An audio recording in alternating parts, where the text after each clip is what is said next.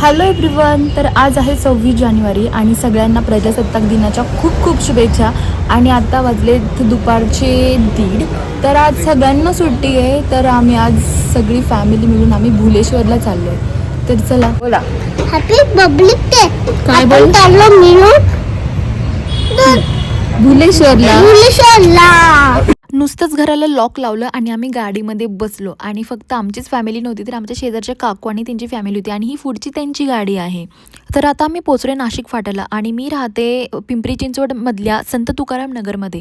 तर माझ्या घरापासून भुलेश्वर हे मंदिर 65 किलोमीटरच्या अंतरावर आहे.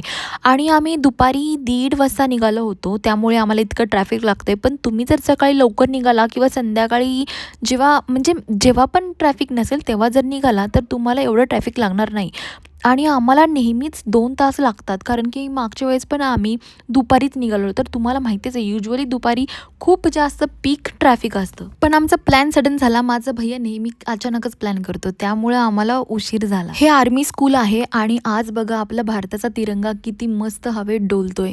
या स्कूलच्या समोर हा तिरंगा फक्त 26 जानेवारी 15 ऑगस्टलाच नाही तर रोजच फडकत असतो. आणि हा रस्ता मला खूप जास्त आवडतो, कारण की इथे खूप घनदाट आणि अशी एकदम जुनी झाडं आहेत. हा रस्ता तुम्हाला खडकीतून एरवड्याला घेऊन जातो आणि आत्ताशी तर हा स्टार्ट झालाय. तुम्ही पुढे गेल्यावर बघाल आणि तुम्हाला पण नक्की आवडेल या रस्त्यावरून जायला. आज 26 जानेवारी असल्यामुळे जागोजागी आपले भारताचे झेंडे फडकत होते आणि का नाही, ते फडकायलाच हवेत. मी तुम्हाला थोडक्यात रोड सांगते. आपल्याला ॲक्च्युली इथून मगरपट्टा सिटीला जायचं आहे आणि मगरपट्टा सिटीमधून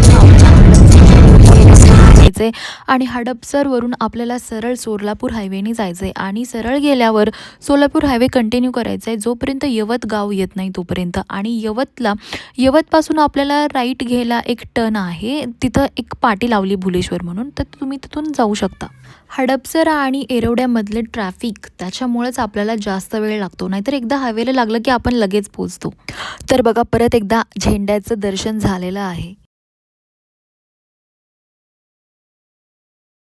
आज सुट्टी असल्यामुळे इथे जास्त ट्रॅफिक नाही आहे. पण तुम्ही जर रेग्युलर डेजला याल, म्हणजेच वीकडेजला याल, तुम्हाला इथून रस्ता पण क्रॉस करता येणार नाही, एवढं ट्रॅफिक असतं.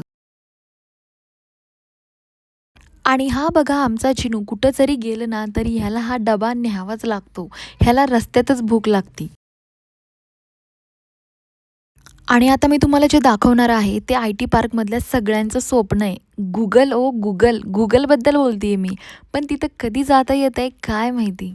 मीनवाईल रस्त्याकडचे झेंडे आणि हायड्रोजनचे फुगे बघून मला लहानपणाचीच आठवण झाली. दिवसभर ते हायड्रोजनचे फुगे घरातल्या सिलिंगला चिटकून बसलेले असायचे आणि आम्ही त्यालाच बघत बसायचो. आता आम्ही सोलापूर हायवेला लागलोय आणि आता सगळ्यांना खूप भूक लागली होती, कारण की सगळ्यांनी एकदम कमी नाश्ता केला होता. मग एका साईडला चांगलं हॉटेल बघून गाडी थांबवली आणि तिथं ही नर्सरी होती.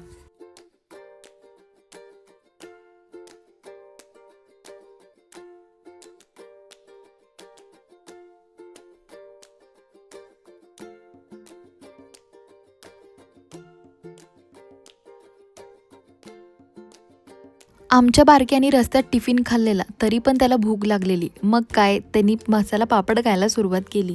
या हॉटेलमध्येच आमचा खूप जास्त वेळ गेला, कारण की ते लवकर देतच नव्हते. आय मीन त्यांच्याकडे वेटर कमी होते आणि कस्टमरच जास्त होते. मग आम्ही ॲज ऑलवेज पनीरची भाजी घेतली, कारण देवाला चाललेलो ना.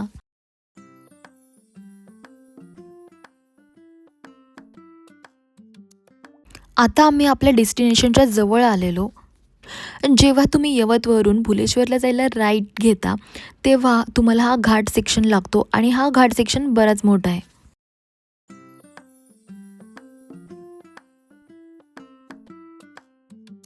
फायनली आपल्याला मंदिर दिसायला लागलंय. हे जे व्हाईट कलरचं दिसतंय ना इकडे, ते आपलं डेस्टिनेशन आहे.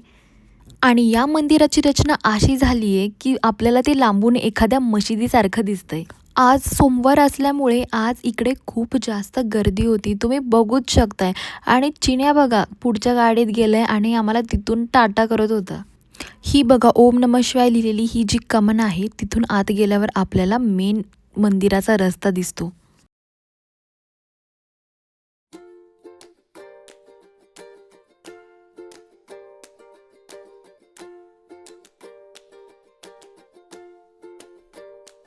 जसं की मी तुम्हाला म्हटलं आज होता सोमवार, त्यामुळं आज इतकी गर्दी होती की पुढं जायला पण जागा नव्हती आणि गाडी कुठं लावणार, पार्किंगला पण जागा नव्हती. त्यामुळं भैय्या पार्किंग शोधत तोपर्यंत गाडीत बसल्या-बसल्या माझा हा टाईमपास. फायनली आम्हाला यात चढायला जागा भेटली. मग आम्ही इथेच गाडी पार्क केली आणि मग चालत-चालत पुढं गेलो. हे मंदिर एका छोट्याशा टेकडीवर आहे. चालायला पण जागा नव्हती बघा. दोन्ही साईडनी नुसत्या गाड्याच गाड्या. आता एकाच मिनिटात तिथून लेफ्ट घेतला की आपलं मंदिर येईल बघा. फायनली मंदिर दिसायला लागलेलं आहे. हे बघा. हे पांढऱ्या कलरचं मंदिर. दिसतंय का नाही लांबून मशिदीसारखं. आम्ही मागच्या वेळेस इथं आलो होतो तेव्हा हार्डली इथं 5-6 गाड्या होत्या. पण आता बघा एवढं पार्किंग फुल झालेलं. 26 जानेवारी प्लस सोमवार होता ना त्यामुळे. तर guys let me tell you some history behind this temple. असे मानले जाते हे मंदिर 13व्या शतकातील असून हे पांडवकालीन आहे आणि या मंदिराच्या इतिहासाचा मुघल बादशाह औरंगजेबाच्या आक्रमणांशीही संबंध जोडला जातो. ज्या औरंगजेबाने महाराष्ट्रातील अनेक हिंदू मंदिरे पाडली, पण इतिहासातील नोंदणीनुसार या मंदिराची रचना अशा प्रकारे केली आहे की एखादा मशीद किंवा दगड असल्यासारखे दिसते. त्यामुळे ते औरंगजेबाच्या विध्वंसक धोरणापासून वाचले गेले.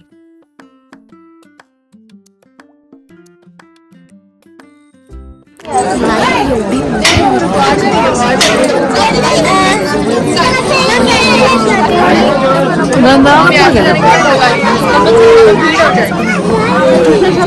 इथं आलं ना की मनाला एक वेगळीच शांती भेटते आणि एक वेगळंच वातावरण आहे इकडे. तर हे मंदिराच्या आत जायचं मुख्य महाद्वार आहे.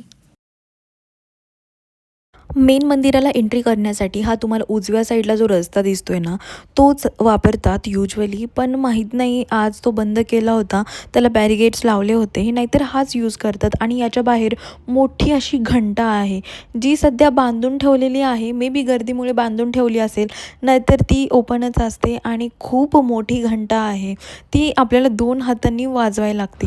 हे बघा, हे आमचे ट्रिप मेंबर्स आहेत. आवाज असा घुमतो, तुम्ही एकदम हळू जरी बोलला ना तरी तो आवाज असा स्प्रेड होतो. हे बघा समोर हा जो दरवाजा दिसतोय ना तो हा दरवाजा तो मेन गाभाऱ्यात जातो. इथून आतमध्ये गेलं की आपल्याला दगडाच्या पायऱ्या लागतात आणि त्या चढून वरती गेलं की मंदिराची खरी सुरुवात होते. जसं की आपण बघतो प्रत्येक गावाच्या वेसेवर किंवा प्रत्येक गाव चालू होताना मारुतीचं मंदिर असतं, तसंच या मंदिराची सुरुवात पण मारुतीरायांच्याच दर्शनाने झाली. पायऱ्या चढून वरती गेल्यावर हे अशा प्रकारचं मंदिर तुम्हाला बघायला मिळतं. सगळं एकूण एक मंदिर दगडामध्ये कोरलेलं आहे आणि ते पण इतकं आखीव रेखीव. याचे पिलर पण तुम्ही बघू शकता, प्रत्येक पिलर दगडामध्ये कोरलेला आहे.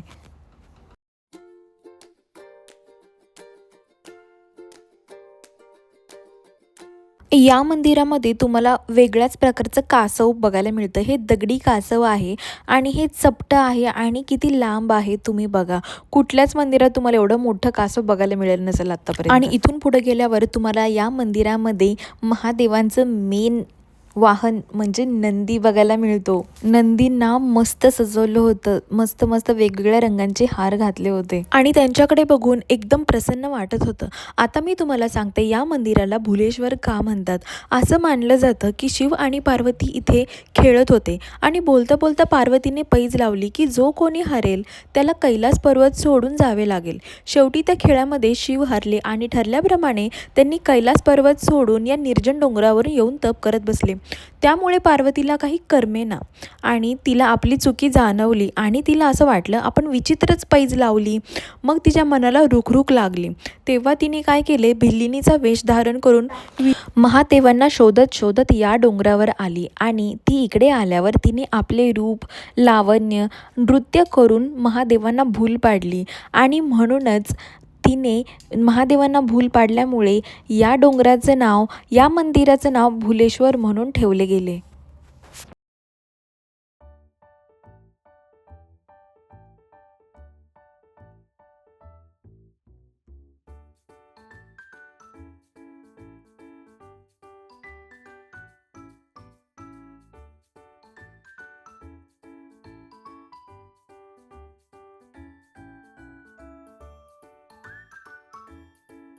आता या दरवाजातून आतमध्ये गेल्यावर आपल्याला मेन महादेवांचं दर्शन म्हणजेच महादेवाच्या पिंडीचं दर्शन होणार आहे.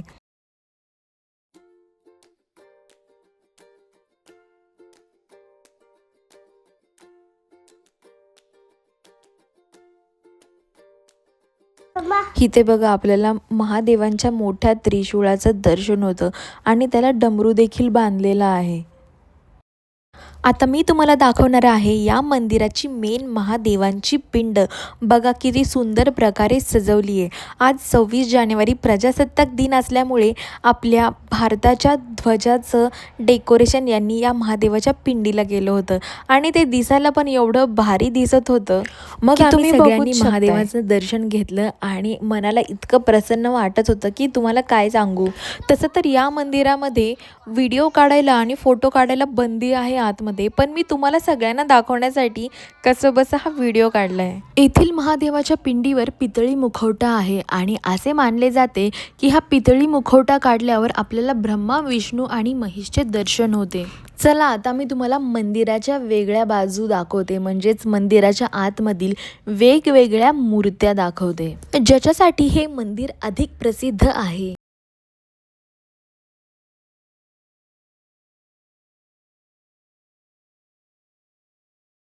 ॲक्च्युली हे मंदिर म्हणजे मूळचा मंगलगड नावाचा किल्ला होता, पण काय झालं जेव्हा औरंगजेब या मार्गाने येत होता तेव्हा आक्रमण करून अनेक मूर्त्यांची तोडफोड केली आहे.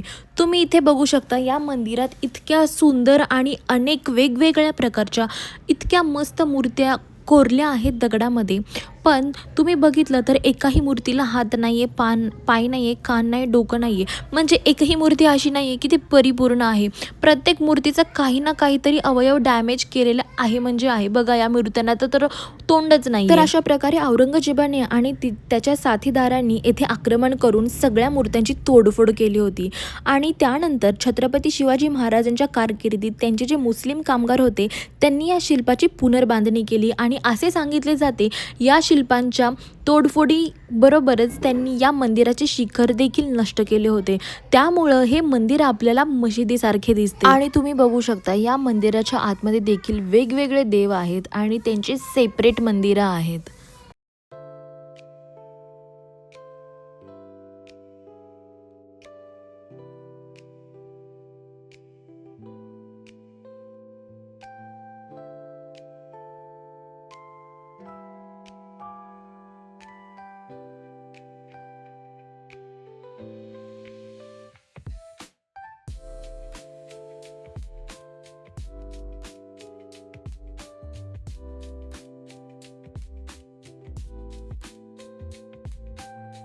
आणि आता हा मेन मंदिराचा बाहेर पडण्याचा मार्ग आहे.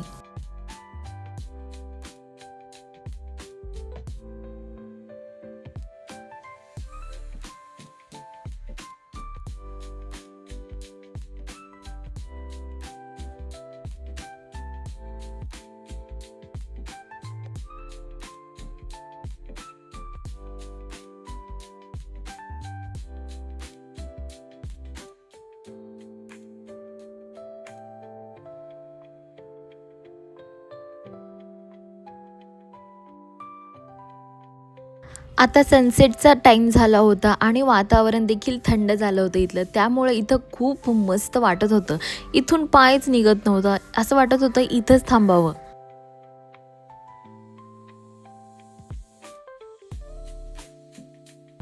हे बघा हे मंदिर एकंदरीत बाहेरून अशा प्रकारचं आहे.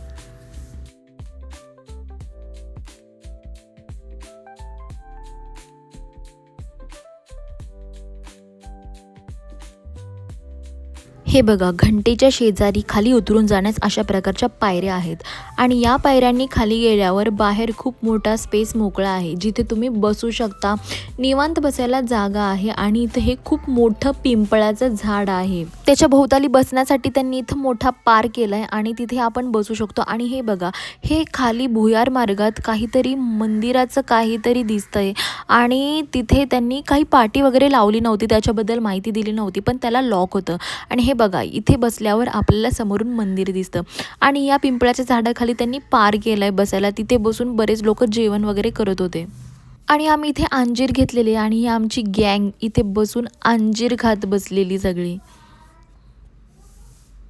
चला आता इथं बसून बराच वेळ झालाय, आता आपण माघारी निघूया. बघा जाता जाता पण इथं दिसतंय केवढी लाईन आहे. लाईन अजून संपतच नव्हती दर्शनाची. आम्ही आमच्या चप्पल आत्ता वाजले संध्याकाळचे 6:30 आणि आम्ही आता निघालो दर्शन करून. आता आम्ही इथून निघालो आणि जाता जाता असा प्लॅन झाला की इथून नारायणपूरला जायचंय दत्त महाराजांचं दर्शन घ्यायला. तर याच रूटनी सरळ जाऊन राईट घेतला की आपल्याला नारायणपूरचा मार्ग दिसतो. म्हणजे इथून तुम्हाला पुढं जायला एक अर्धा तास किंवा 40 मिनटं तर नक्कीच लागतात. बघा आता आपण दत्त मंदिरात पोचलेलो आहे नारायणपूरच्या आणि बाहेर इथे बरेचसे खेळणी वगैरे आहेत लहान मुलांसाठी. आणि हे बघून चिनू आम्हाला तर काय लवकर जाऊन देत नव्हता, पुढं रडायला लागला. त्याला खेळणी हवी होती, पण आम्ही त्याला सांगितलं आता आपण दर्शन करून आल्यावर बाहेर खेळणी घेऊया. म्हणून मग आम्ही पुढे दर्शन करायला गेलो. आणि खरं सांगू का तुम्हाला, आज आम्ही सोमवारी गेलो होतो त्यामुळे इथं काहीच गर्दी नव्हती. काही म्हणजे थोडीफार माणसं होती, पण नेहमीसारखी एवढी गर्दी नव्हती. हे बघा, हे नारायणपूरच्या दत्त मंदिराचं प्रवेशद्वार आहे, पण ही मंदिराची बॅक साईड आहे. कारण की आम्ही गाडी बॅक साईडला पार्क केलेली होती म्हणून आम्ही बॅक साईडून गेलेलो. आणि ह्याचं मुख्य प्रवेशद्वार फ्रंट अपोजिट साईडला आहे. आणि या मंदिराच्या तुम्ही भिंतींवर चित्र बघू शकता. ही गुरुचरित्र ग्रंथ जो आहे त्याच्यामध्ये वेगवेगळ्या ज्या कथा आहेत त्या कथांमध्ये जे कथा सांगितल्या आहेत त्यांचं चित्र या मंदिराच्या भिंतींवर लावलेलं आहे. आणि हे बघा, हे आपले अवधूत चिंतन श्री गुरुदेव दत्त महाराजांचं दर्शन अगदी मस्त आणि सुटसुटीत झालं. अजिबात गर्दी नव्हती, काय नव्हतं. आणि देवाचं दर्शन घेतल्यावर एकदम प्रसन्न झालं. आणि हे मंदिराच्या समोर एक औदुंबराचं झाड आहे आणि त्याला अशा प्रकारे कंपाऊंड देखील केलेलं आहे. आणि इथं शंकराची पिंड पण तुम्ही बघू शकताय. आणि मग या झाडाला औदुंबराच्या मी प्रदक्षिणा मारायला घेतली.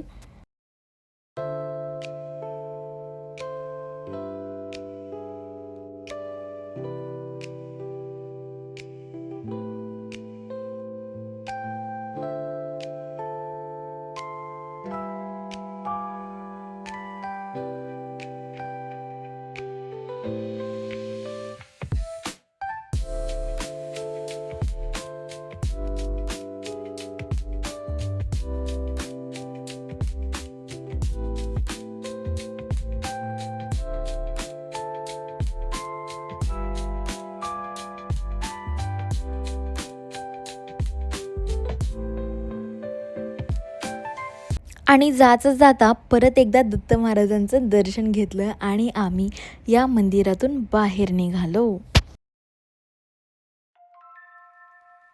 ज्यांना पण गुरुचरित्र ग्रंथ हवा असेल त्यांना या मंदिरात तो ग्रंथ मिळून जातो. आणि त्याचबरोबर श्री स्वामी समर्थ महाराजांचे जे ग्रंथ असतील जसं की स्वामी चरित्र सारामृत आणि जे रोज सेवा करण्याचं जे पुस्तक असतं ज्यामध्ये महाराजांच्या आरत्या वगैरे असतात, श्लोक असतात, ओव्या असतात, त्या सगळ्या तुम्हाला ती सगळी पुस्तकं तुम्हाला इथे मिळून जातील आरामात. बराच वेळ दर्शन घेतल्यानंतर मग आम्ही इथून निघालो आणि आम्ही खेड शिवापूरच्या मार्गाने घरी यायला निघालो. पण तेवढ्यात आम्हाला रस्त्यात जगदंब हॉटेल दिसलं आणि बाकीच्यांना काही त्यांची भूक कंट्रोल होईना. ॲक्च्युली देवावरून आल्यावर नॉनव्हेज खायचं नाही असं म्हणतात, पण आता काही ऑप्शन नव्हता. आणि हे जगदंब हॉटेल घरापासून बरंच लांब असल्यामुळं इथं जास्त कधी येणं होत नाही. फक्त गावाला येता जाताच कधी आलो तर येतो.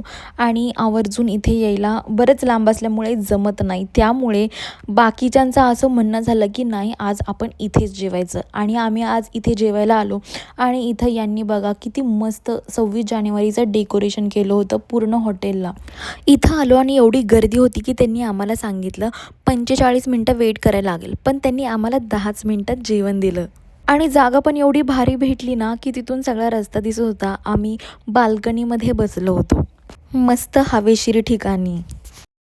जेवण येईस्तोपर्यंत घरचे मस्त गप्पा मारत बसले होते. आणि बघा आमचा चिनू झोपलेला होता, त्याला कसं बसं जेवायला उठवलं आणि ऑर्डर वगैरे दिली.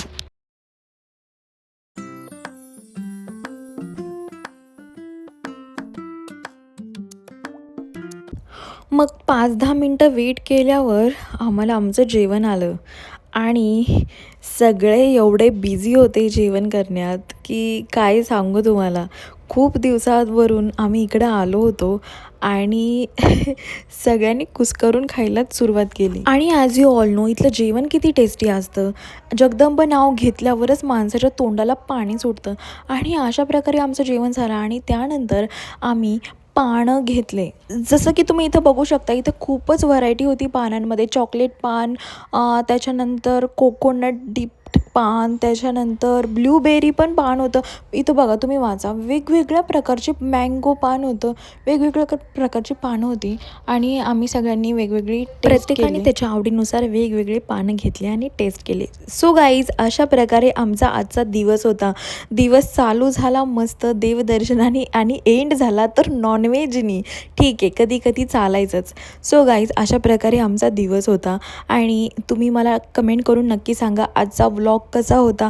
आवडला असेल तर लाईक करा, शेअर करा, सबस्क्राईब करा, म्हणजे तुम्हाला इथून पुढे येणारे जे व्लॉग्स असतील ते बघायला मिळतील. त्याचं नोटिफिकेशन मिळण्यासाठी बेल आयकॉन प्रेस करा आणि आणि आणि आणि प्लीज सबस्क्राईब करा गाईज.